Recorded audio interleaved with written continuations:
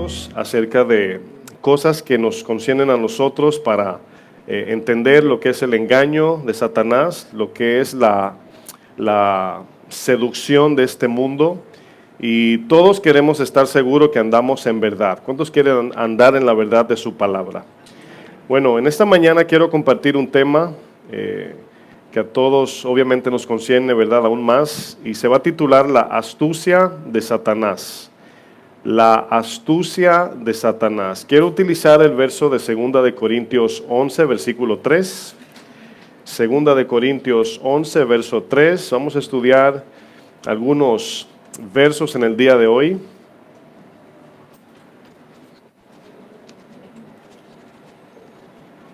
Voy a esperar que usted llegue, que prepare su Biblia. Vamos a estar mirando algunos textos en el día de hoy y que el Señor nos ayude en este tema. Este tema, quiero decir de antemano, es muy llamativo. Yo siempre he notado que cuando veo, especialmente en el YouTube, cuando vemos palabras como Satanás, demonios, los ángeles, milagros, todo eso es llamativo. La intención de esta enseñanza no es que la enseñanza sea más atractiva que instructiva, ¿verdad? Queremos aprender las artimañas de Satanás. Y en este versículo, fíjense lo que Pablo le dice a la iglesia de los Corintios. Dice, estoy en 2 de Corintios 11, verso 3. Dice, pero temo, ¿verdad?, que como la serpiente con astucia, ahí está la palabra astucia, engañó a Eva, y podemos decir con inteligencia, con sabiduría, ¿verdad?, aunque sabemos que no de Dios, pero sí inteligentemente, dice, engañó a Eva.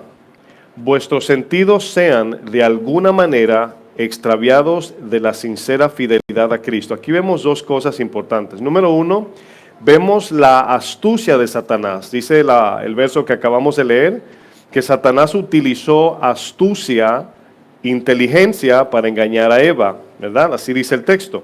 Aquí vemos la capacidad que Satanás tiene para engañar. Vamos a ver algunos puntos hoy acerca de cómo lo hace. Pero notamos que el propósito de Satanás es desviarnos de la fidelidad a Cristo, si notan el texto. El propósito de Satanás es que nos apartemos de la verdad, del camino del Señor y de la fidelidad a Cristo. Él sabe que si Él puede seducirnos y sacarnos de la verdad, obviamente terminaremos en perdición y destrucción. Uno de los problemas que hoy enfrentamos, no solamente en el mundo, eso se ha hecho muy normal, Satanás en el mundo ha venido a ser como un tipo guasón o payaso. ¿Conocen al guasón de la película de Batman? Ha venido a ser como un personaje, nada más.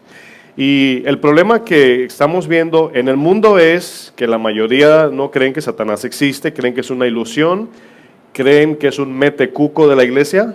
¿Sí entienden ese término? ¿Verdad? El cuco te va a salir si no te portas bien. Pero en la iglesia, ahí también tenemos otro problema, el cual los cristianos andan como que no hay león rugiente buscando a quien devorar. Y aquí es donde está el problema. En el libro, no tienen que buscar, voy a citar muchos versos para solamente citar el nombre que le dan a Satanás en la Biblia. Efesios 2 le llama el príncipe de la potestad del aire. Juan 14 le llama el príncipe de este mundo. Juan 8 le llama padre de mentira.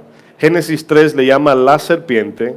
Primera de Pedro 5 le llama león rugiente y adversario. Mateo 10 le llama Belcebú. Segunda de Tesalonicenses 2 le llama hijo de perdición. Apocalipsis 20 le llama el dragón o la serpiente antigua o Satanás y diablo. Tiene diferentes nombres y cada nombre tiene un propósito en su plan maligno. Así como Dios, cada nombre de Dios significa un propósito. Cuando Dios dice yo soy, tenía un propósito. Jehová Jireh tenía un propósito. Jesús tenía un propósito. Cada nombre del Señor, como también de Satanás, tiene un propósito. Muchas veces pensamos que por ser cristianos somos más inteligentes que Satanás. Eso es algo que es un engaño muy profundo en la mente de un cristiano. Ningún cristiano, por maduro, por tiempo que tenga en la iglesia, es más sabio que Satanás. Nosotros podemos vencer la sabiduría de Satanás por medio del conocimiento y sabiduría de Cristo, en su ayuda. Y cuando pensamos que muchos dicen, no, solamente verdad, somos hijos del Señor y el Señor nos libró y solamente hay que pisarlo y ya. Y todo esto nos lleva a un sensacionalismo y una mente muy aventurera y fantasiosa acerca de la guerra con los espíritus demoníacos y Satanás, que nos saca de la verdad de lo que la palabra nos enseña. No debemos ser emocionalistas al combatir los ataques de Satanás, no debemos dejarnos arrastrar por los sentimientos y tampoco debemos permitir que este tema que estamos hoy enseñando se vaya más allá de la importancia de la instrucción. Cada vez que vemos, por ejemplo, la televisión acerca de sucesos donde animales salvajes atacan a su amo, ¿verdad? O a su domador, nos damos cuenta de algo increíble allí, ¿verdad? Para ellos poder tener este tipo de show, como por ejemplo, ustedes han visto entrevistas de noticias, que viene el domador y trae un león y lo mete al show, al estudio de noticias. Y se mete allí el animal salvaje y comienza la muchacha o el muchacho, la persona que entrevista, ¿verdad? Allí el noticiero, a hablar de que el león y las uñas y los colmillos y su capacidad. De repente el león decide brincarle encima a todos y sale en el Face, en la noticia, ¿qué le pasó al león? ¿Verdad? Esa es la pregunta, ¿qué le pasó al león? Bueno, cada vez que esas personas practican este tipo de deporte extremo o shows extremos, ellos tienen que cambiar la idea de que estos animales son salvajes. Es lo primero que tienen que hacer. Tienen que convencerse a sí mismos de que el animal no es salvaje. Hacerse la idea de que estos animales son domésticos. Y todos sabemos que no. Sabemos que es un negocio de que si te lleno la pancita de carne de vaca, me ayudas a terminar el show tranquilo. A menos que ese día al león le dio más hambre que ayer y se quiera comer a su amo. Pero ¿sabe lo que sucede, hermanos? Que todos nos queremos convencer de algo que no es una realidad. Y cuando queremos hacer lo mismo con Satanás, ¿verdad? Ignorar sus maquinaciones, nos metemos en problema. Es meterse a la selva de noche sin un foco y sin un cuchillo. Sabemos que vamos a salir de allí en pedacitos. No sé si usted ha visto videos en el YouTube donde jóvenes se suben a la cima de un edificio y se paran al borde y parece, no se ve ni el fondo de lo alto que es el edificio, desafiando el peligro. ¿Cómo usted cree que ellos se convencen a sí mismos de subir allá? Ellos dicen, no me va a pasar nada. Y así de igual modo es con todas las cosas ilícitas y las cosas peligrosas. Nos convencemos de que no va a pasar nada. Y ese mismo convencimiento es el que hemos metido acerca de la idea de Satanás. Como no lo vemos y como somos tan racionales y tan lógicos en estos tiempos modernos, Satanás viene a ser una historia de hadas. Y él es eso lo que quiere. Si Satanás puede pasar desapercibido ante el mundo, nunca se le van a atribuir a él los engaños, seducciones e incitaciones del pecado hacia las personas. Todos pensarán que todo es simple coincidencia. Eso va a pensar la gente, ¿no? Satanás es una idea que la iglesia ha inventado para echar miedo. Y él quiere que eso se crea de tal manera. Obviamente entendemos que no todo es culpa de Satanás, pero sabemos que sí, Satanás ahí está y que tiene poder y que es peligroso. En el día de hoy quiero hablar de 6 estrategias que Satanás usa para engañar a las personas. Voy a comenzar con la número 1. Segunda de Corintios 2:11. La primera estrategia que Satanás utiliza, y esta es la que todos casi ignoran, y es mostrarse inocente. Y cuando yo digo mostrarse inocente, obviamente, cuando te viene un pensamiento, inicialmente tú no piensas Satanás me habló, o tú nunca lo ves como algo satánico, porque obviamente el engañador necesita engañar para que estés, ¿verdad?, en acuerdo con él. Segunda de Corintios 2, verso 11. Fíjense lo que dice aquí Pablo también a los Corintios. Dice, no es ironía, no es coincidencia, es la palabra correcta, que en el libro de Corintios es donde se cita más estos versos de Satanás, porque era una iglesia que estaba torcida, estaba fuera del orden de Dios. Y en el verso 11 dice, 2 Corintios 2, dice, para que Satanás no gane ventaja alguna sobre nosotros, pues no ignoramos sus maquinaciones. Obviamente el contexto de este verso habla de que había un hermano en la iglesia puesto en disciplina y ya había pasado la disciplina, ya tenían que restaurarlo y restituirlo en la iglesia. Pero yo tomo este verso como un principio, ¿verdad? Yo tomo palabras aquí como por ejemplo, para que Satanás no gane ventaja. ¿Cómo dice el verso que Satanás gana ventaja? Ignorándolo. Así dice el verso. Para que él no gane ventaja, no ignoramos sus maquinaciones. Y la palabra maquinación significa pensamientos malignos. Y como siempre he dicho, cuando usted y yo decidimos ir de vacaciones, Satanás no toma vacaciones. Cuando usted decimos me voy a tomar un día libre, Satanás no tiene días libres. Cuando usted dice voy a ver la televisión, Satanás no mira televisión. Satanás está todo el tiempo trabajando para hacernos caer. Obviamente Dios en su gracia y misericordia nos protege de que Él no vaya más allá de lo que Él quisiera, pero ahí está maquinando cómo hacernos tropezar. En Génesis 3, vamos a utilizar el Génesis como un principio de cómo Satanás opera. Y Satanás opera siempre igual, pero de diferentes maneras. Siempre Satanás opera igual en diferentes maneras. Suena raro, pero se lo voy a explicar. El propósito de Satanás, ¿verdad?, es el mismo siempre, es hacernos caer para que nos alejemos del Señor o para que no nos acerquemos a Él. Ese es el único plan que Él tiene. Pero en la manera que Él lo hace de diferentes formas. Si usted, por ejemplo, bueno, vamos a pensar, yo pensaba los otros días que en las trampas de animales, si usted se da cuenta, los animales evolucionan porque ya las trampas hasta pasan de moda. De repente lo que antes funcionaba ya hoy no funciona. Hoy usted le pone la trampita al ratoncito con el alambrito y ya mira de lejos y dice, no, eso no, ya aprendieron. Y así es el que engaña. La gente que engaña hoy, miren, no sé si han visto videos donde hoy hay unas tabletas que escanean tarjetas de crédito y nada más te pasan por el lado y te roban la identidad. ¿No lo han visto? Bueno, miren más noticias que novelas, así se van a informar mejor. Es una tableta, bueno, tienen diferentes artefactos, pero de repente pasa el señor muy vestido de profesor, serio, y te pasa por la cartera y te hace así, y te escanea toda tu información.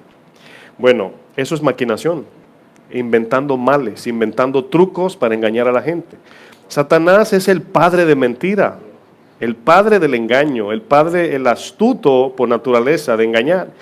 Y miren lo que dice al inicio de este verso de Génesis 3, versículo 1. La primera persona que fue engañada fue Eva, ¿verdad? Y luego Adán, pero la responsabilidad sabemos que caía sobre Adán. Y iniciando el Génesis, hay una palabra aquí que parece muy inofensiva, ¿verdad? Vamos a leer el verso 1, dice, pero la serpiente era astuta más que todos los animales del campo. Esto puede significar que este animal, ¿verdad?, había que estar un poquito cuidadoso con él porque tenía más sentido común, más sentido de inteligencia que los animales. El Señor creó a Adán y Eva conforme a su imagen y semejanza, ¿verdad? Seres racionales. Los animales deberían de ser gobernados por Adán, nombrados por él. Y esta serpiente, entablando una conversación con Eva, para ella debió ser un poco más cuidadosa. Pero bueno, no sucedió así. Eso significa más o menos que este animal era más astuto que los demás. Es una manera de decirnos, había algo raro en el animal. ¿Sí entienden? Y nos deja entender a nosotros que cuando viene un pensamiento satánico, no miremos nada más la apariencia, sino la información. Dice luego, el cual, esa palabra, la cual, está conectada a que era más astuto que los demás, dijo a la mujer, con que Dios ha dicho, no comáis de todo árbol del huerto. Todos sabemos que no fue eso lo que dijo Dios. Perdón, me fue la voz. Estamos en tiempo de la alergia, ¿verdad? Todos sabemos que Dios no dijo eso, ¿verdad? Dios no dijo que no podían comer de todo árbol. Pero ¿por qué Satanás pregunta con que Dios ha dicho?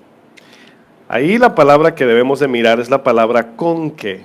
Yo quiero que usted ponga atención a esta aparente simpleza que Satanás utiliza. Esta palabra con que es una palabra utilizada para que cuando alguien utilice en ese sentido esta palabra, lo voy a definir así. Esta palabra es utilizada cuando el hablante percibe que dicha conclusión es obvia o evidente. Es como que le digan a una hermana, como con que estás embarazada. No es una pregunta, es una afirmación, ¿verdad?, evidente. No es, ¿estás embarazada? No. Con que estás embarazada. Y aquí el punto de esta palabra es que la persona que escucha dicha afirmación piensa que el que está hablando es inocente. Fíjense lo importante de esto. Satanás no entra diciendo, no puedes comer de este árbol, o no le pregunta, ¿de cuál árbol no puedes comer?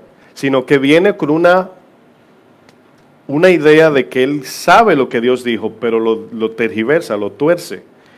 A Eva le da a entender algo que nosotros a veces no tomamos en cuenta. Esta pregunta con que hace a Eva ver a la serpiente como inofensiva. Pobrecita serpiente, no sabe lo que está hablando. Y minimizar el poder de la serpiente. Esta palabrita con que nada más. En el verso 2 y 3 nos damos cuenta que Eva responde a la serpiente como quien dice, permíteme enseñarte lo que no sabes. Esa es la actitud del verso 2 y 3. Y la mujer respondió a la serpiente y le dijo, del fruto de los árboles del huerto podemos comer, pero del fruto del árbol que está en medio del huerto, dijo Dios, no comeréis de él ni lo tocaréis para que no muráis. La palabra con que hace que Eva no vea ningún tipo de malicia en esta serpiente, mucho menos ninguna intención de hacerle daño. Eso hace que Eva le abra la oportunidad de tener una conversación. Es decir, en la calle alguien te dice algo que se parece a lo que está relacionado contigo. De repente a mí, imagínese un extraño me dice, ¿con qué eres dominicano? Inmediatamente yo digo, ¿cómo sabe? ¿Me conoce? Y es una manera de familiarizarse con la persona que estás conversando, es decir, abrir la puerta. Entonces, para Eva, aquí no había ningún peligro. Por eso comenzó con la conversación muy simple, hermanos. ¿Sabía la serpiente que este árbol era prohibido? Claro que lo sabía. Como también sabía que si Jesús llegaba a la cruz, allí tendríamos redención y perdón de pecados. Por eso quería detenerlo. No estamos hablando del vecino de tu casa, que se da cuenta de las cosas por la televisión. Estamos hablando de un espíritu que se puede llegar de Rusia a mi país sin tiempo, fuera del tiempo. Entonces aquí nos damos cuenta de este ataque tan inocente de Satanás. Y le voy a decir algo, así son los pensamientos inofensivos, entre comillas, de Satanás cuando planta una cizaña, cuando planta una mentira, un engaño. Así es. Punto 2, o estrategia número 2, hace a Dios mentiroso. Fíjense cómo. Génesis 3, verso 4 y 5. Entonces la serpiente dijo a la mujer, ¿qué le dijo? No moriréis. ¿Qué hace esto o qué hace, verdad? Esta palabra no moriréis hace que la serpiente le llame a Dios mentiroso, porque en el capítulo 2, verso 17, ya el Señor dijo, el día que de él comieres, ¿qué pasó? Murieron y murieron. Dice, sino que sabe Dios que el día que comáis de él, cambió aquí la versión, serán abiertos vuestros ojos y seréis como Dios, sabiendo el bien y sabiendo el mal. Es decir, vas a poder juzgar lo bueno entre lo bueno y lo malo. Bueno, aquí es donde muchos de nosotros no nos damos cuenta que menospreciar la verdad de Dios es hacerle mentiroso. Y aquí es donde la Biblia pone su dedo más vamos a decir, intensamente, porque ninguno de nosotros como cristianos le llamaríamos mentiroso a Dios. Vamos a 1 de Juan 5, verso 10, a ver lo que dice. Para que cambiemos esa perspectiva que tenemos lógica, por eso la palabra dice que renovemos nuestra manera de pensar. 1 de Juan 5, versículo 10.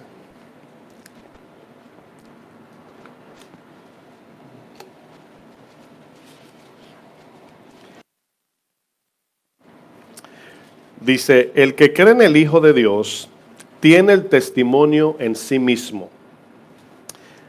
El que cree en el Hijo de Dios tiene el testimonio en sí mismo. El que no cree a Dios, lean conmigo, le ha hecho mentiroso. Quiero que se tome un segundo y lea eso en su mente. El que no cree a Dios, no está diciendo el texto el que no cree en Dios o el que no cree que Dios existe. El que no cree en su palabra para obediencia, significa esa palabra creer. Dice, le ha hecho mentiroso. Bueno, si Dios nos dice que es mejor la vida eterna que la vida pasajera, ¿por qué muchos eligen vivir su vida y dedicarle más tiempo a la terrenal que a la eterna? Le estamos llamando a Dios mentiroso indirectamente porque estamos diciendo, No, Señor, pienso que esta vida es mejor que la eterna. Esa es la idea. Dice, porque no ha creído en el testimonio que Dios ha dado acerca de su Hijo. Fíjense lo que dice, que parece muy simple, pero está bien fuerte. Dice, el que no cree a Dios le ha hecho mentiroso. Satanás quiere que nosotros desobedezcamos la palabra, indirectamente o indirectamente le llamemos mentiroso a Dios, porque ya Él dijo que el día que coman del fruto morirán. Satanás dice, no morirán. Y esto pasa en cada decisión de pecado. Satanás viene con esa palabra, no morirás. Y por eso muchos muerden la carnada. Menospreciar la palabra de Dios hace a Dios mentiroso. Y aquí es donde nace la rebeldía. De aquí nació la rebeldía de Satanás. Y es la misma que él traspasa de generación en generación. Siempre que alguien peca, sucede igual que Eva. Primero, escuchamos la voz del enemigo, ¿verdad? Y nos dice, no es cierto lo que Dios dice. No es cierto, no morirás. Lo segundo, viene el detonante. Dios sabe. Satanás le dijo a Eva, Dios sabe. Dios tiene algo escondido que no te quiere decir. ¿Y qué pasa cuando somos desesperados y queremos una bendición hoy? Y Dios te dice, no, no es hoy. Nos pasa como a Abraham, que Dios le prometió, pasaron 25 años, pero Abraham no quería esperar 25 años. Y en el año 11 tuvo a Ismael, y Dios le dijo, échalo fuera.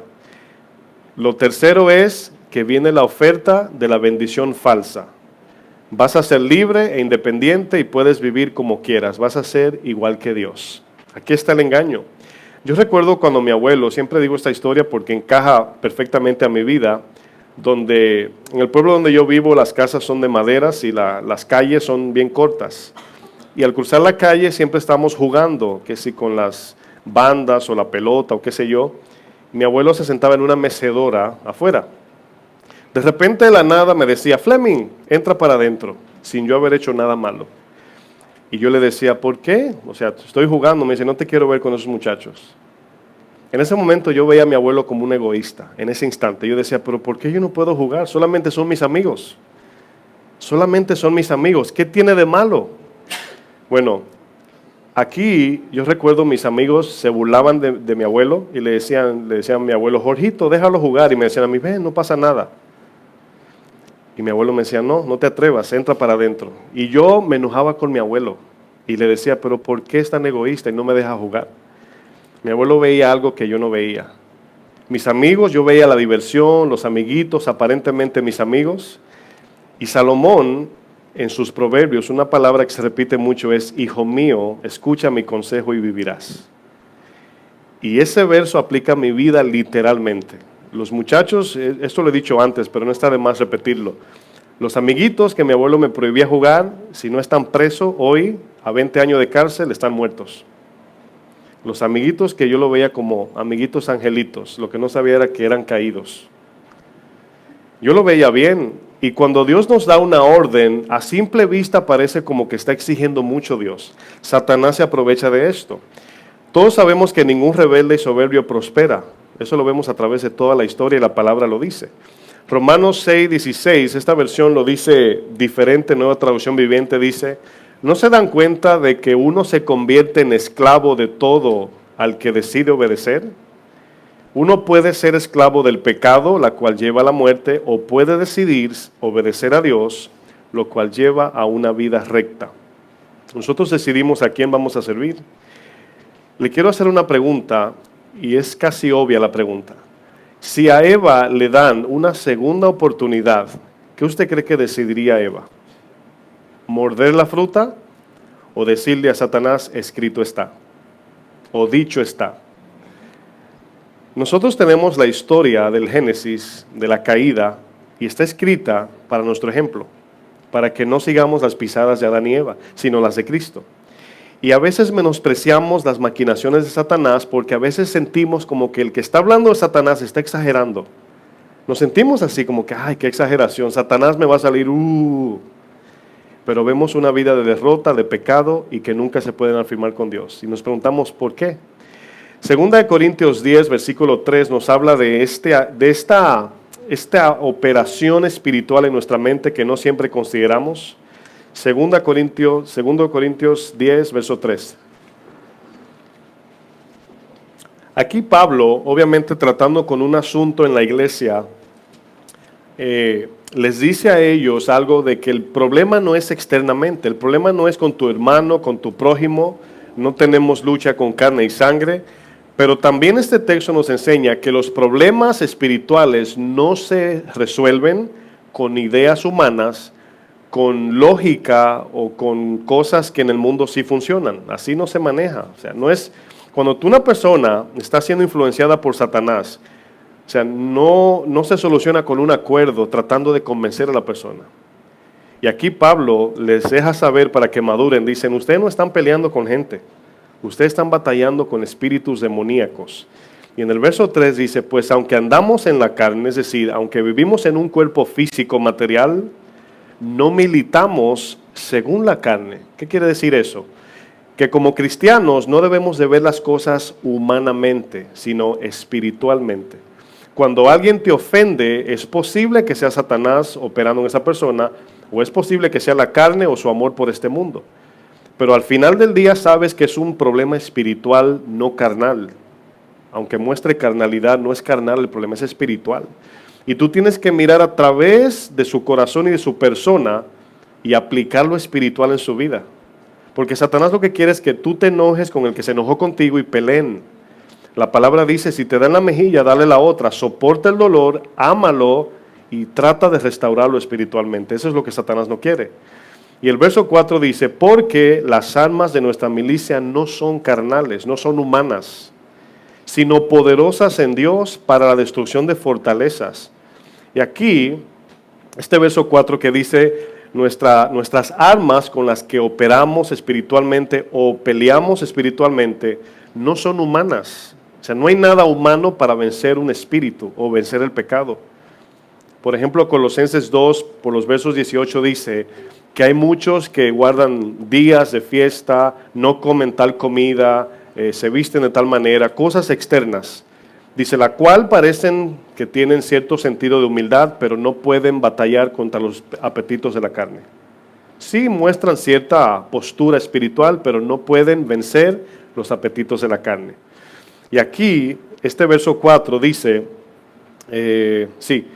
las armas de nuestra milicia, con lo que peleamos contra el enemigo, no es carnal, dice, sino poderosas en Dios. Esa palabra en significa confiados en su palabra, en su poder espiritual, en la oración, etc. Dice, para destruir fortalezas. Fortaleza aquí es resistencia. Incluso nos manda a nosotros a resistir al diablo. Verso 5 dice, derribando argumento. ¿Dónde derribamos argumento, hermanos? ¿Con las manos, con los pies o en la mente? Cuando viene un argumento, es decir, algo contra la voluntad o la palabra de Dios a nuestra mente, tenemos que inmediatamente derribarlo con la palabra.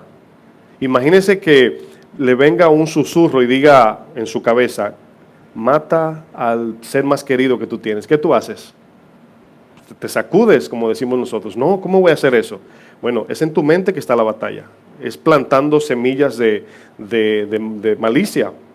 Por eso el texto dice, derribando argumento. Argumento es en la cabeza, la discusión del argumento es en la mente. Dice, y toda altivez que se levanta contra el conocimiento de Dios. Y luego dice, llevando cautivo todo pensamiento. Cuando viene un pensamiento contrario a la palabra, debemos llevarlo cautivo a la obediencia a Cristo. Por eso es tan importante estudiar la Biblia, porque ¿cómo llevo cautivo una desobediencia? Si no conozco la Biblia, no sabría si es desobediencia. Y si no conozco la palabra, ¿a dónde la llevo? Pero cuando viene un pensamiento que contradice la palabra, yo lo llevo cautivo. Digo, no voy a darle ni un segundo de entretenimiento a este pensamiento. Amén. Dice el verso 6, y estando prontos para castigar toda desobediencia. ¿Por qué dice pronto? Porque mientras más tiempo usted le da a un pensamiento en su mente, se consuma. Pero en el momento que usted piensa algo y usted sabe que no es de Dios o que está fuera del orden de la palabra, usted lo echa fuera o lo intercambia por una palabra bíblica. Es decir, miente, la palabra dice no, que vive en verdad. Véngate del que te ofendió, la palabra dice que no, que perdonemos. Ese es el argumento que estamos peleando. Entonces, nunca sabríamos cuando Satanás mete el pensamiento hasta su resultado. Y por eso es que hay que estar firme en la palabra. Porque cuando usted ve los secuestradores de niños, ¿ustedes saben cómo andan? Vestidos como de profesores de escuela, con dulces y cosas de colores, atrayendo. El niño cree que lo quiere mucho y que es un hombre muy simpático hasta que se lo lleva y lo secuestran. Y conocemos casos infinitos de secuestradores. Pero ¿cuál es el método que usan? Dulcecito, cosita que al niño le gusta. Bueno, nosotros tenemos nuestros dulces también. Quizás no sea literalmente el dulce, pero cosas que nos atraen. Y el Señor te dice, quédate aquí, no te muevas. Y Satanás te floretea las cosas que te agradan con el fin de arrastrar. Su argumento contrario se presenta como algo inocente y a la vez hasta complaciente. Cuando Satanás ataca, no viene con sus uñas. Aunque no tiene uñas, muchos dicen que es un dragón así, pero es una figura él es un ángel que se disfraza, es un espíritu. Y aunque no tiene quizás un toque físico, aunque puede llegar a ese punto, pero mayormente es espiritual, nos damos cuenta que la seducción siempre es en forma de rosas rojas, hasta que cuando ala la rosa nos quedan solamente las espinas del problema. Punto número 3. El punto número 3 o la estrategia número 3 de Satanás es ponernos la mirada en lo terrenal. Génesis 3, verso 6. Fíjense aquí, esta palabra, y vio la mujer que el árbol era bueno para comer y que era agradable a los ojos y árbol codiciable para alcanzar la sabiduría y tomó de su fruto. Dice, y comió y dio también a su marido, el cual comió así como ella. Usted no se da cuenta en este verso de que Eva no vio lo que en el verso está codiciando hasta que Satanás no le habló. Me explico. El fruto llamaba la atención porque era prohibido. Pero Satanás fue quien le dio la interpretación de todo lo que se podría alcanzar al tomar este fruto. Por ejemplo, siempre me gusta mucho usar el ejemplo de la mujer de Proverbios 7, la mujer que seduce al joven sin entendimiento. Y cuando alguien adultera con otra persona o alguien comete una fechoría o algo ilícito, peca, Satanás te pinta el pecado como algo necesario, bonito y atractivo. El fruto ahí estaba, Dios dijo no lo toquen. El fruto no estaba envenenado, el fruto no brillaba, el fruto no era de otro color, simplemente Dios le puso el sello de anatema, no lo toques. ¿Por qué? Porque Dios le da una opción a Adán y a Eva para que escojan ser fiel a Dios. Si no hubiesen tenido una segunda opción, no habría que ser fiel porque solamente Dios en el huerto nada más, no hay más que escoger. Pero Dios pone ese fruto para que ellos sean los que se acerquen en fidelidad a Dios. Y lo que le trajo más la atención a Eva es todo lo que Satanás implementó en su información. Dios sabe que el día que comas de esto, tendrás, serás y podrás. Y es lo mismo con cada pecado. Si haces esto, vas a adquirir esto. Si te vas por aquí, Satanás te presenta la película terminada. Dios te dice, sin películas te dice, confía en mi palabra. Y ahí es donde está la debilidad. Que Satanás te presenta todo hecho, ya su principio y su fin, pero Dios no. Dios te presenta el principio y Él te dice, confía en mí mientras das tus pasos. Es como que un hijo le diga a un papá, ¿verdad? Papá, ¿qué me prometes para mi vida? ¿Verdad? Me vas a prometer que voy a la mejor universidad y que me vas a comprar mucha ropa y que me vas a dar todo lo que te pido. Y si el papá le dice que sí, lo está engañando, sabemos. Aunque sea verdad, lo está engañando porque no sabe el papá lo que va a pasar de un momento a otro. Satanás te pinta toda la imagen de tu vida ya realizada y esa es la carnada. Dios te dice, confía en mí, pon tus ojos en el trono donde Cristo llegó y venció para que venzas y alcances la vida eterna. ¿Cómo Satanás nos quita la mirada de Dios? Obviamente por medio de su seducción. Por ejemplo, en Hebreos 12, no tienen que buscarlo, dice, ojos puestos en Jesús, el autor y consumador de la fe. En Colosenses 3 dice, poner la mira en las cosas de arriba. En Mateo 6, Jesús le llama al ojo la lámpara del cuerpo. Y en Mateo 5 nos dice que todo el que mira a una mujer para codiciarla, adultera en su corazón. Y aquí habla de la mirada, de qué estamos mirando, dónde está la mira de mi corazón. Por eso cuando Satanás influenció a Pedro para detener a Jesús de ir a la cruz, fíjense lo que dice Mateo 16, 23. Aquí Pedro quitó su mirada del propósito, acababa de recibir una revelación de que tenía enfrente al Cristo, al Hijo del Dios viviente. Pero en un segundo, no sabemos cuándo se metió el ataque de Satanás, y les comparto en un paréntesis esto. Yo hace, no sé si 2, 3 años, el Señor me habló fuerte a mi vida acerca de lo que Él hace. Por ejemplo, ya sea una revelación, una iluminación que me usó. Y el Señor me enseñó algo que es un verso muy conocido, que nunca lo había visto así. Es el verso de Proverbios que dice, antes de la destrucción viene la altivez de espíritu, ¿verdad?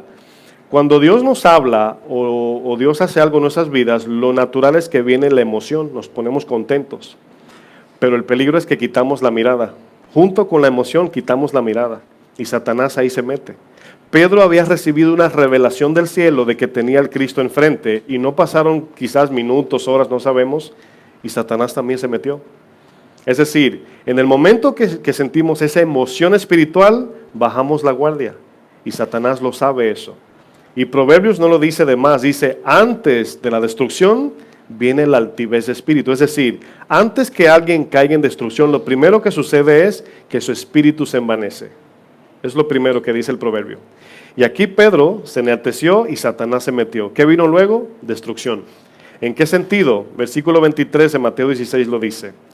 Dice, pero él, aquí Jesús, volviéndose, dijo a Pedro. Sabemos que el contexto es, Pedro le dice al Señor, no vayas a la cruz, Señor, de ninguna manera te acontezca. Y ahí vemos la voz de Satanás siendo, entre comillas, compasivo. ¿Sí ven cómo se muestra inocente? Y no era compasivo, estaba siendo destructivo. Dice el Señor, quítate de delante de mí, Satanás. Hemos estudiado que Pedro no es Satanás, pero fue influenciado y el Señor lo dice a voz abierta, a voz alta, para que todos sepan de dónde vino el pensamiento. Quítate del medio de mí, Satanás, de delante de mí. Me eres tropiezo. ¿Por qué? ¿Cómo entró Satanás? Fíjense lo que dice luego. Porque no pones la mira en las cosas de Dios, sino en la de los hombres. Este verso nos dice que la puerta abierta al enemigo es cuando tenemos los ojos puestos en esta tierra. Y a veces ni nos damos cuenta. Esta táctica es una de las más fuertes que Satanás usa para atraer las mentes de las personas. Le forma una película imaginaria que es tan real. ¿Cuántos se han hecho sueños que usted cree que está realmente despierto? ¿A cuántos le ha pasado eso? ¿A muchos o a pocos? De repente usted se sueña algo y no sabe si es sueño o es en vida o es despierto. Bueno, Satanás es experto en formar estos pensamientos en nuestra mente. Y aquí vemos cómo Satanás muestra esta falsa imagen de una vida prosperada y enriquecida, que no existe, que no existe. ¿Se han preguntado cómo Satanás recibe adoración? Entendemos cómo Dios recibe adoración, pero ¿cómo Satanás recibe adoración? Una pregunta que yo me hice mientras estudiaba esto. ¿Cómo adoramos, por así ponerlo, a Satanás como seres humanos? ¿Cómo el hombre adora a Satanás? Bueno, hay una palabra contraria a la adoración de Dios que la Biblia le llama idolatría. Usted la conoce. Todo lo que adoremos o le demos el mayor tiempo, mayor esfuerzo, mayor importancia, o donde ponemos toda confianza, la Biblia le llama idolatría. En el Antiguo Testamento, todos aquellos que no eran pueblo de Dios, le llamamos paganos, ¿verdad? Los vecinos, adoraban todo tipo de imágenes y dioses ajenos. ¿Qué buscaban ellos? Prosperidad, riqueza, sanidad física, poder, inmortalidad y gloria. Todo esto lo buscaban. Lo mismo que todo ser humano busca en Cristo. Ellos lo buscaban en dioses paganos. Deuteronomio 6, versículo 13, acompáñenme allá. Aquí Moisés le da una instrucción al pueblo de parte de Dios. Deuteronomio 6, versos 13 y 14. Fíjense la advertencia del Señor. Dice 6, 13 y 14. Capítulo 6, versículos 13 y 14. Dice, a Jehová tu Dios temerás y a Él solo servirás. Cada vez que usted vea la palabra temor de Dios, estamos hablando de dar cuentas a. Esa es la idea. No es miedo como que me alejo, sino un temor reverente que es como llamamos respeto, pero más bien se oye mejor un temor reverente. Y es decir, Temer a Dios es saber que le tendremos que dar cuentas a Él. Dice, y a Él solo servirás. Por su nombre jurarás. Dice, no andaréis en pos de dioses ajenos. Dice, de los dioses de los pueblos que están en vuestros contornos. Todo el que no conocía o no era pueblo de Dios en el Antiguo Testamento tenían sus propios dioses, ¿verdad? Que si el dios Mamón le llama a Jesús al dios de las riquezas, vemos a Moloch, vemos a Renfán, muchos dioses que ellos tenían.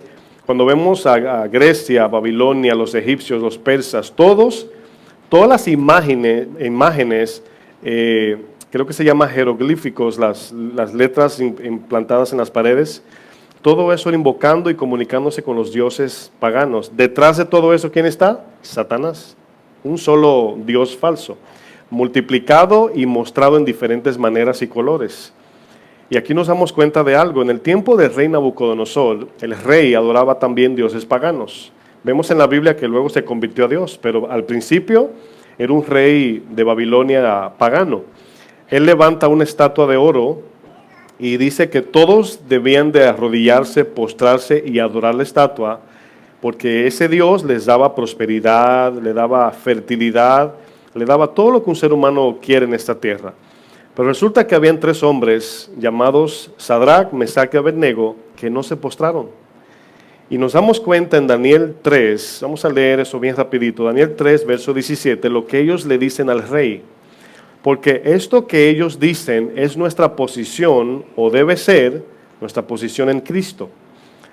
No debemos de obedecer bajo condición, mis hermanos. Debemos de obedecer incondicionalmente. ¿Nos dé Dios bendiciones o no?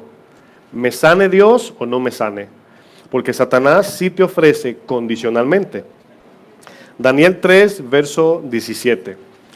Ya conocemos la historia, los 3 deciden que no se van a postrar, el rey Nabucodonosor se enoja, manda a buscar a los 3 hebreos y fíjense lo que dicen ellos. Verso 17 de Daniel 3. Dice, he aquí, ¿cuál palabra continúa? Nuestro. La palabra allí es nuestro Dios. Significa el que nos gobierna y a quien le rendimos nuestra vida. Luego dice, a quien servimos. No podemos servir a Dios sin primero hacerlo nuestro Dios. Dice, he aquí nuestro Dios, a quien servimos, dice, tiene la capacidad, tiene el poder de librarnos. Eso dice la palabra puede.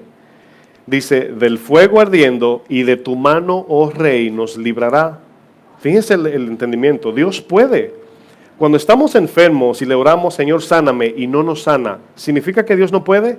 No, significa que tiene un propósito mejor y mayor y eterno. Entonces, ¿qué hacemos? Confiar en ese dolor. Pero Satanás se dice, si tú te postras, yo te sano. O te busco la salida. Dice el verso 18, y si no, esa es la palabra clave, nos puede librar. Y si no, sepas, oh rey, que no serviremos a tus dioses, ni tampoco adoraremos la estatua que has levantado. ¿Qué significa eso, hermanos? Firmeza en fe, pase lo que pase. El cristiano no es aquel que hoy pensamos, ay, esa persona Dios la bendice mucho. Es fácil así. Cristiano es que a pesar de la bendición, estando enfermo o en dolor, somos fieles a Dios con la misma actitud. Cuando usted se encuentra bajándole o se le ve el ánimo porque no le está yendo como usted quiere en su camino cristiano, hay que volver a reanalizar su caminar con Cristo y decir qué tan firme estoy. Y aquí nos damos cuenta de este problema, hermanos, que hoy Satanás, obviamente, te busca tu salida, ¿verdad? Tu salida pragmática, es decir, tu solución al problema, pase lo que pase, con un solo fin, que te salgas de la confianza plena en Dios. Miren, si usted me da un peso, $1 a guardar, y usted me dice, pastor, guárdeme ese $1, usted no puede saber si soy fiel o no, aunque se lo devuelva, porque es $1. $1 es muy fácil de adquirir. Si usted me deja $30,000 y me los da a guardar y yo se lo devuelvo, usted puede decir, wow, el pastor es fiel, es honesto, es un hombre recto, porque estamos hablando de una cantidad atractiva que me puede conllevar a yo fallar en mi fidelidad. De igual modo, cuando estamos bien con Dios, ¿quién no es fiel cuando Dios bendice? Por eso Dios nos lleva al extremo del sufrimiento, a ver si de verdad nuestra fidelidad no es interesada en lo que nos da, sino en Él. En el matrimonio decimos, aunque no lo dice la Biblia, pero es bíblico, hasta la muerte, en las buenas y en las malas. ¿Y cómo sabe la mujer y el hombre que se aman mutuamente? En las malas. Uy, qué lindo cuando vamos de resort. La luna de miel, ¿verdad? Hasta allí se pelea, pero sabemos que es fácil amar allí. Pero cuando estamos en dificultad es que sabemos si de verdad nos amamos. Dios es el creador del matrimonio. Él basa la relación matrimonial en la relación de la iglesia con el novio. Y si nosotros queremos salir corriendo cuando sufrimos, no somos fieles al novio. El sufrimiento es lo que nos ayuda. Satanás sabe esto, que odiamos sufrir y el dolor no es bueno, pero Dios lo usa para bien. Lucas 4, verso 5. Vamos a ver otro ejemplo. Estamos todavía en el punto 4. Lucas 4, verso 5. Aquí vemos cómo el Señor, cuando fue llevado al desierto, fue probado. 40 días y 40 noches. Dice que no comió, me imagino, como algunas películas lo muestran, con llagas en los labios, sin beber agua, sin nada. Pero estaba fortaleciéndose espiritualmente. Y dice que le llevó el diablo a un alto monte. La palabra le llevó, hemos estudiado, le mostró una imaginación, ¿verdad? ¿Cuántos han viajado sentado en una silla? Y dice, ay, me acuerdo, ¿verdad?, cuando fui a tal país. Y usted cierra los ojos y usted se da su viajecito. Algunos viajan, se le va el tren, ¿verdad?, y se va no sé a dónde, pero hay viajecitos, ¿verdad?, que uno, memorias buenas, uno viaja. La imaginación se va, viaja, ¿verdad?, sin pagar vuelo. Y aquí nos damos cuenta que la palabra le llevó significa le mostró una imaginación en su mente. No sabemos cómo, pero sí entendemos que era una imaginación. Y le mostró en un momento, por eso sabemos que es una imaginación, porque no podía Satanás en un momento ver todo el mundo. El Señor sí, Cristo no, porque estaba, vamos a decir, sujeto a un cuerpo físico, entonces por eso entendemos que no. Dice, a ti te daré toda esta potestad, estoy leyendo el 6, y la gloria de ellos, porque a mí me ha sido entregada. Entendemos que Adán perdió la potestad de la tierra cuando obedeció a Satanás y se le pasó a él, por eso se le llama a Satanás príncipe de este mundo. Dice, a mí me fue entregada, pero tiene condición esa entrega. Satanás ha hecho mucha gente rica en la tierra. ¿Bajo qué idea? Bueno, Dios le permite a Satanás su poder terrenal cuando la persona idolatra, cuando la persona no vive para Dios. Hay personas, decía un pastor algo muy sabio, él decía, lo peor que nos puede pasar es que Dios nos dé lo que nosotros queremos. Es lo peor que nos puede pasar. Por eso cuando hablamos de Salomón decimos que fue sabio porque pidió sabiduría y no dinero, fama y poder. Pero lo peor que Dios nos puede dar es lo que nosotros pedimos. ¿Saben por qué? Pregúntenle a su niño de 5 años. Lo peor que puedes hacer es darle todo lo que Él te pide.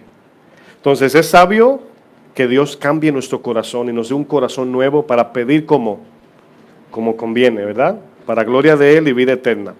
Satanás le dice, porque a mí me ha sido entregada y a quien quiero la doy, ¿cómo? Si tú postrado me adorares, todos serán tuyos. Bueno, esto es una verdad limitada o a medias. Satanás puede dar riquezas terrenales. Satanás puede hacer rico. Porque todos estos paganos que adoraban a Satanás indirectamente recibían respuesta. La misma vara que Moisés convirtió en serpiente, la convirtieron los encantadores en serpiente. Tienen un poder. Bueno, todos también nos acordamos del poder que mostró Satanás con Job cuando destruyó todo lo que tenía, ¿verdad? Vamos a la estrategia número 5.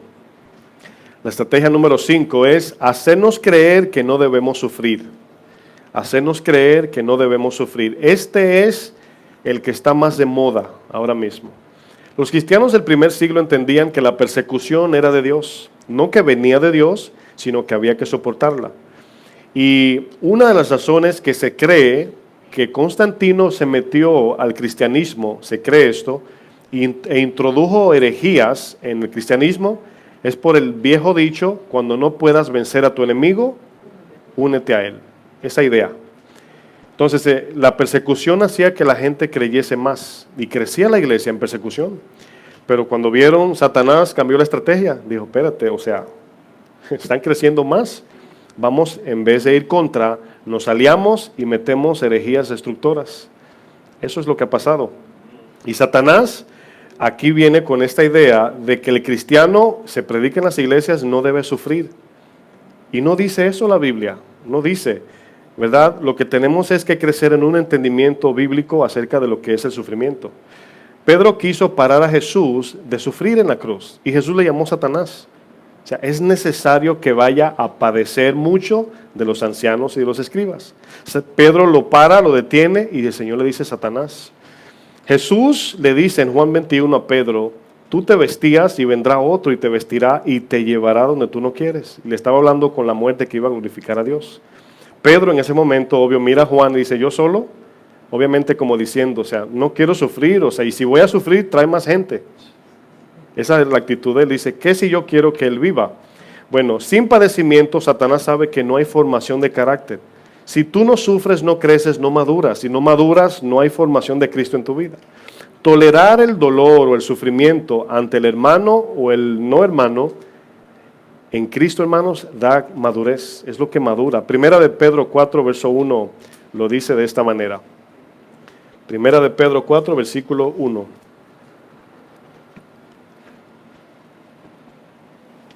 Aquí vemos que el apóstol Pedro, que quería detener a Jesús de ir a la cruz, nos dice en su carta estas palabras. Obviamente luego que maduró y entendió, el Pedro que no quería sufrir, ahora vemos, ¿se acuerdan que Pedro es el que más muestra en los evangelios evitar el sufrimiento? Cuando apresan a Jesús, él es el que saca la espada. Cuando Jesús está sufriendo, él es el que sale corriendo. Cuando le dice el Señor, tienes que ir a la cruz, él se escuda en Juan y es el que siempre anda corriéndole al dolor. Y es el mismo que quiere detener a Jesús de ir a la cruz, pero es el que vamos a leer. Una vez madurado dice así, puesto que Cristo ha padecido por nosotros en la carne, y carne aquí es en el cuerpo físico humano, dice, vosotros también armaos del mismo ¿qué? Pensamiento. Aquí está hablando es que soportemos en Cristo bíblicamente los dolores que vienen a nuestras vidas. Que no dejemos que el sufrimiento nos haga salir del camino, porque fíjense en algo. Si usted va, por ejemplo, en la calle y se encuentra con alguien que es bien arrogante, altivo, una persona muy, muy iracunda, esa persona viene a ti y te ofende. La palabra dice que mantengas tu postura de fe, que no reacciones como esa persona. Porque fíjense que nos enojamos porque nos ofendieron, pero humanamente, ¿cómo ofendemos? Con otra ofensa. Entonces la palabra dice que cuando venga el sufrimiento vas a saber dónde está tu madurez al soportar el ofensor. Cuando venga una enfermedad que Dios no te sane, te puede sanar y no te puede sanar, que seas fiel y confíes en el Señor. Eso es lo que nos hace cristianos fieles. Si fuésemos cristianos que Dios nos bendice con riquezas, el mundo entero fuera cristiano. No hay manera de saber si alguien es fiel si no es puesto a prueba. Cuando usted trabaja en el banco como cajero, como gerente, lo pasan por un examen para saber si usted no se va a robar el dinero. Se lo ponen a prueba. Cuando usted compra un carro en el dealer, le dan unas millas para que lo pruebe. Cuando usted se va a casar, lo normal es pasarse un tiempo de amigo y noviazgo para conocerse, a ver si pasa la prueba. Todo nosotros lo probamos, no compramos a ciegas, sino que probamos. Pero cuando el Señor nos quiere probar, no lo hace porque Él no sabe en qué estado estamos, sino para que nosotros veamos en qué condición nos encontramos y qué tanto nos falta parecernos a Cristo. Por eso la palabra, armémonos el mismo pensamiento, es decir, andemos con la misma idea de Cristo. Jesús no se sorprendía cuando se le atravesaba un carro en el frente. Entiéndase, un camello, un burro, no sé. Pero él decía, ay, ¿cómo es posible? No, él sabe que trataba con gente pecadora. Es necesario que venga el tropiezo, pero hay de aquel por quien vienen. ¿Por qué dice que es necesario? Porque somos caídos, somos imperfectos. Y Jesús se armó de este pensamiento de que iba a sufrir. Como creyentes, Pedro nos dice, armémonos, es decir, vivamos en la consideración que van a venir dolores. ¿Saben lo que hace esto, hermanos? Fíjense qué sabio es Dios. Cuando usted dice, me voy a armar de este pensamiento, usted no va a decir, me voy a poner duro para aguantar el golpe, porque usted no va a poder. Usted se va a acercar más a Cristo y se va a escudar en Él. El que habita a la sombra del Altísimo morará bajo la sombra del Todopoderoso. Él es el Todopoderoso, no nosotros. Entonces, esto es tan sabio que nos lleva a correr a Él. Yo puedo vencer a Satanás y resistirlo cuando me someto al Señor. Fuera de Cristo yo no puedo vencer ni una mosca, pero en Él podemos resistir al diablo. ¿Cuántos dicen amén? Dice luego el texto, pues quien ha padecido en la carne terminó con el pecado. ¿Saben por qué dice esto? Porque lo que conlleva a un ser humano a pecar es buscando el alivio del dolor de esta vida en el pecado. Lo voy a repetir. Cuando una persona está en un profundo dolor, quiere un alivio. Y naturalmente los alivios de este mundo son los placeres del pecado. Y dice, el que ha padecido, terminó. Y terminar aquí no es que acabó de pecar, sino que ha vencido el pecado. Terminó con el pecado. Es decir, cuando te da deseo de pecar, tú dices, no, y voy a sufrir en Cristo. Acabaste con el pecado. Dice el versículo 2, para no vivir el tiempo que resta en la carne, conforme a las concupiscencias, es decir, a los deleites de la carne, ¿verdad? Los deleites que alivian el sufrimiento. Dice, de los hombres, sino conforme a la voluntad de Dios. Satanás sabe, mis hermanos, que no nos gusta sufrir. Él sabe que cuando estamos metidos en dolor es donde sale el verdadero yo. Usted contento es la persona más linda, pero nadie lo conozca enojado. Nadie conozca el monstruo interno que decimos tener, porque ahí, es donde se sabe si de verdad somos fieles a Él cuando somos puestos en prueba. Último punto, sexta estrategia de Satanás, y es la que está haciendo un hoyo profundo en la iglesia, es ocuparnos para no orar. Ocuparnos para no orar. Mateo 26, 41. Vamos allá. Ocuparnos para no orar. Si a usted se le hacía difícil orar antes, ahora, con tantas cosas y el teléfono y la tecnología y los quehaceres, Mateo 26, 41 es el Señor en Getsemaní, camino a la cruz, le dice a sus discípulos que lo acompañen a orar. ¿Usted se imagina que nuestra salvación hubiese dependido de ellos? Se tiraron a roncar todos.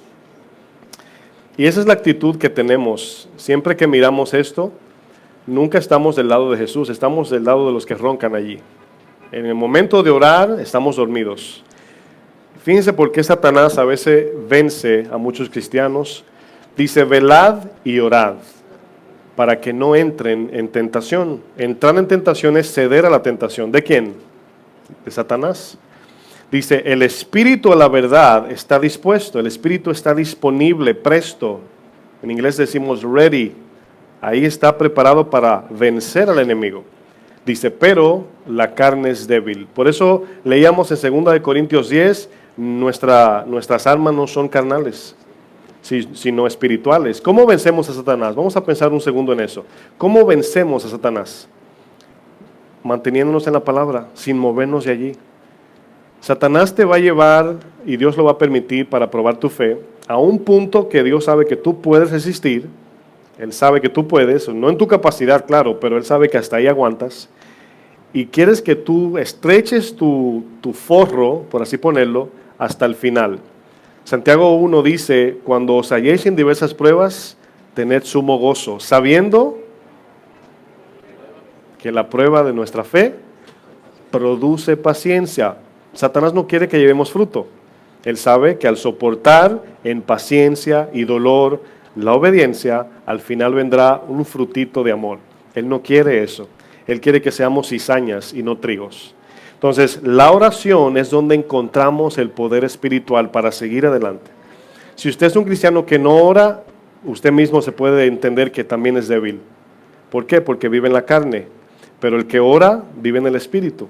Y Satanás sabe que si te puede ocupar con cuantas cosas él pueda para que no saques tiempo para orar. Miren, se lo digo como siempre, hay veces que en la mañana me levanto así como parezco como si estuviera borracho de cansado. Hoy no estaba cansado, pero tenía como la mente así, me levanté muy temprano y tenía como la mente como débil, así como sin fuerzas. El momento que oré, mis hermanos, sentí como que me echaron gasolina.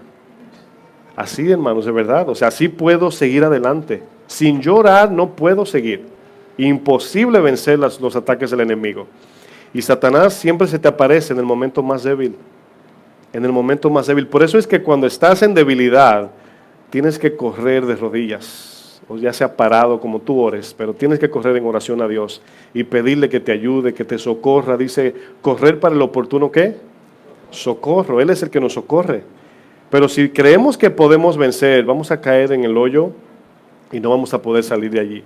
La oración es donde encontramos el poder espiritual para vencer la carne y los ataques de Satanás. No orar por cosas materiales, hermanos. Dios sabe lo que necesitamos. Miren, yo prefiero que Dios escoja lo que yo necesito antes que yo se lo pida. Porque yo sé que si yo le pido un poquito más material de lo que yo tengo, Él sabe por qué me da lo que me da, a la capacidad y cantidad. Él sabe hasta dónde yo aguanto. Él sabe si tengo codicia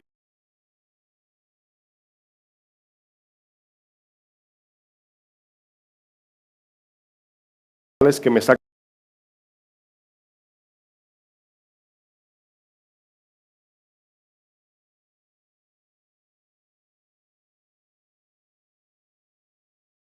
un niño de 5 años que le pide dulces y tiene un problema del azúcar con vamos a decir, su sistema, su barriguita, que el doctor dice no puede comer azúcar. Y el papá le elimina el azúcar. El niño va a sufrir. Cuando ve un cumpleaños, va a querer, no puede comer dulce. El vecino, privando en buena gente, le ofrece una paleta y lo mata. Parece amor, pero no es amor. Satanás te ofrece esa paletita roja que muy codiciable, pero no es lo que Dios quiere para ti, porque Él sabe tu condición interna. ¿Cuál es la aplicación para vencer los ataques del enemigo? Es muy simple a recordar. Jesús le dijo a Satanás cuando lo atacó una sola cosa sin salir de ahí. Escrito está. Escrito está, mis hermanos. Podemos decir, ya Dios habló. No hay que negociar. Dios dijo sí, Satanás dice no, Dios dijo que sí. Así nos vamos. Primera de Juan 5:4 y ahí terminamos. Primera de Juan 5, verso 4.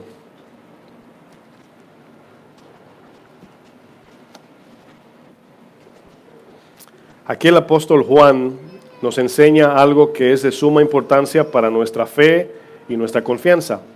Hemos estudiado, o creo que lo he dicho por encimita, la fe es un poder, creo que lo he dicho, la fe es un poder que viene de Dios, por eso dice que Jesús es el autor, es decir, en Él nace la fe y es el consumador. Él a través de nosotros completa la fe. La fe siempre lleva el fin de cumplir la voluntad de Dios. La fe es un poder. Nunca pensemos que tenemos fe humanamente. Ahora, ¿qué fe tenemos? La de escogerlo a Él. Esa sí tenemos, confiar en Él. Y aquí confianza no es hacer nada, sino es rendirnos a su voluntad. Y ahí habla que no habla de poder, pero al rendirnos dice que la fe viene por el oír. Oímos su palabra, la obedecemos, oramos, y esa palabra tiene un poder de manera tal que nos ayuda a vencer los deseos y los apetitos de la carne, pero nos ayuda a decirle que no a Satanás cuando se levante cualquier argumento. Lo derribamos y lo llevamos cautivo por el poder de la fe. Por eso aquí este verso lo dice muy claro. Dice, porque todo lo que es nacido de Dios. No dice el que, persona, dice lo que. Quiero que distingan eso muy bien. No dice el que, dice lo que. Todo lo que sale de Dios vence al mundo. ¿Por qué? Obviamente Dios no ama al mundo, Dios no es del mundo, ¿verdad? Dice, porque todo lo que es nacido de Dios, podemos decir todo lo que se origina en Dios. ¿Cómo lo obtenemos? Por la oración y la palabra. Dice, y esta es la victoria que ha vencido al mundo. ¿Cuál es? Nuestra fe. Cuando decimos nuestra fe, está refiriéndose al cristiano individual que ha recibido el poder de Dios para vencer. Jesús dijo, yo he vencido, no teman al mundo. ¿Cómo lo venció Jesús? En fe. Ahora nos deja el que lo ayudó a Él, el Espíritu Santo y su palabra. Y podemos, igual que Él, vencer. No seremos perfectos como Él en el momento que Él estuvo, pero llegaremos a la perfección que Él alcanzó en el cielo. La palabra fe tiene sentido, ya para terminar, es el poder espiritual de Dios en el creyente que viene por medio de la palabra cuando tenemos toda nuestra confianza puesta en Dios. Esta fe vence a Satanás, por eso Santiago dice, someteos a Dios, resistir al diablo y Él huirá de vosotros. Esa es la idea. Si no estamos confiados plenamente en Dios, Satanás está bailando en la pista con nosotros. Así está la cosa. Así que tomemos este mensaje no tanto místico, pero más bien instructivo. Y si usted puede, cuando tenga tiempo, si se quedó atrás en algunas notas, puede volver al SoundCloud, al YouTube, al Facebook. Y no hay excusas para volver a tomar más notas. Amén. Vamos a orar, póngase de pie.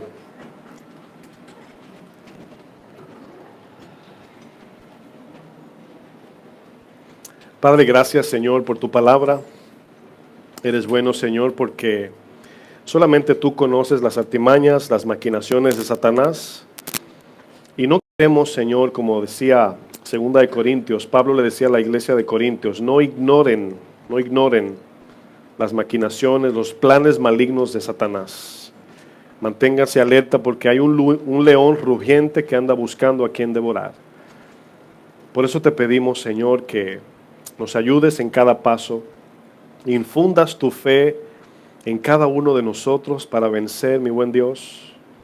Estamos contentos porque tú nos abres los ojos. Cosas que no has subido al corazón ni a la mente de hombre son las que tú tienes preparada para tu iglesia, Señor. Todo esto que hemos estudiado tiene un fin de vivir en la fidelidad a Cristo. Y yo te pido, Señor, que cada uno de nosotros que estamos aquí podamos en aquel día llegar fielmente a tu presencia. Por lo tanto, estamos aquí, Señor, velando y orando y tomando en cuenta las maquinaciones de aquel que nos acecha para tropiezo. Te pido, Señor, que cuando vayamos a nuestra soledad o intimidad, mejor dicho, que estemos solos allí, enfrente de la prueba, de la tentación, recordemos estas palabras, de que la fe es la que vence al mundo. Yo no puedo vencer al mundo, yo no tengo fuerza ni capacidad, pero en Cristo todo lo podemos. ¿Cuántos dicen amén a eso? Gracias, Señor. Que el Señor les bendiga, mis hermanos.